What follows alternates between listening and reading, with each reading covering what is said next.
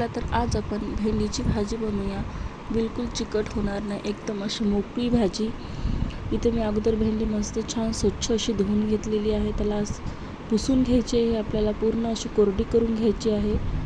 नंतर असे छोटे छोटे आपल्याला भेंडी चिरून कट करून घ्यायची आहे. बघा एकदम अशी पतली पतली घ्यायची, कारण की लवकर शिजेल अशी वाफेवर आपली भाजी.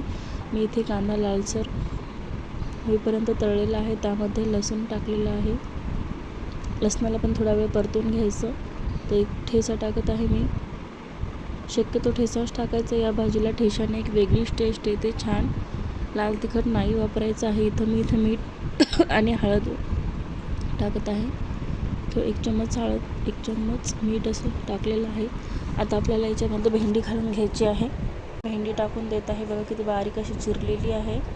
छान अशी एकदम अशा पतल्या पतल्या फोडी करायची, जेणेकरून लवकर शिजेल.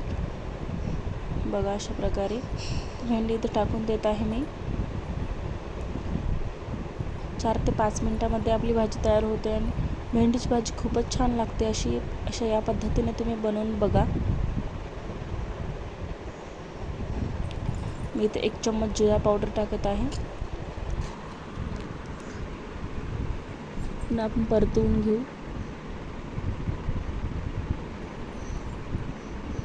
अशी जर भाजी आपली शिजली तर करपण्याची शक्यता असते. त्यामुळे मी इथे प्लेट ठेवली, त्यावर 1 वाटी पाणी असं टाकून कमी गॅसवर 2 ते 3 मिनटं वाफवून द्यायचं आहे. नंतर आपली भाजी बघा किती छान अशी शिजलेली आहे. मी त्यामध्ये कोथिंबीर थोडासा घालते. बघा, व्हिडिओ आवडला असेल तर लाईक, शेअर, सबस्क्राईब करा.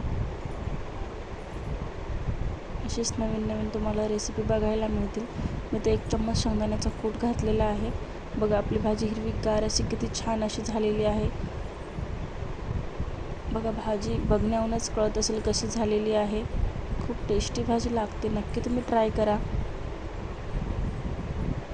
चला बाय, पुढच्या रेसिपीमध्ये भेटूया. व्हिडिओला लाईक करा, सबस्क्राईब करा.